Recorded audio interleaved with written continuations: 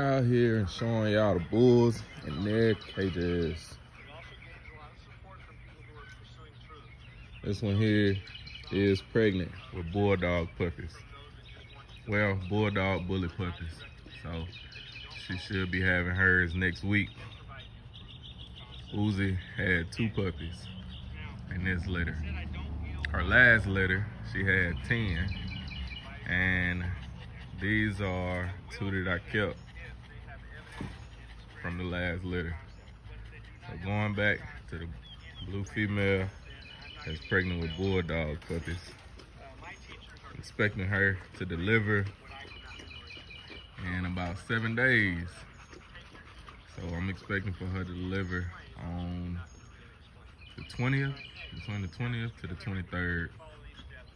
So she is definitely wider, and she is developing some milk. So we'll be paying attention and seeing what's going on.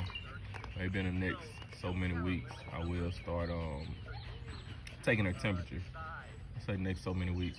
Next so many days, I'm gonna start taking her temperature. About to give her some treats for nutrition for the puppies and out.